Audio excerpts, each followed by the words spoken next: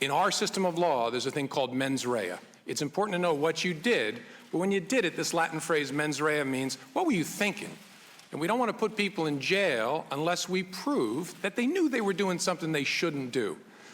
That is the characteristic of all the prosecutions involving mishandling of classified information. There is a statute that was passed in 1917 that on its face makes it a crime, a felony, for someone to engage in gross negligence. So that would appear to say, well, maybe in that circumstance, you don't need to prove they knew they were doing something that was unlawful. Maybe it's enough to prove that they were just really, really careless, beyond a reasonable doubt.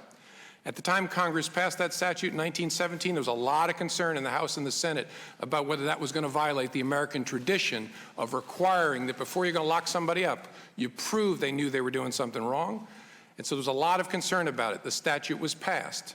As best I can tell, the Department of Justice has used it once in the 99 years since, reflecting that same concern.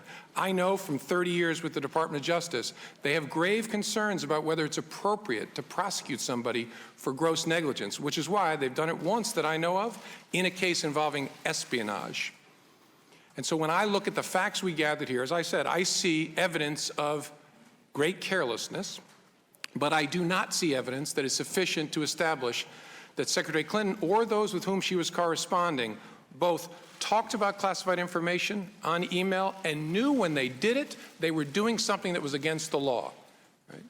So given that assessment of the facts, my understanding of the law, my conclusion was and remains, no reasonable prosecutor would bring this case.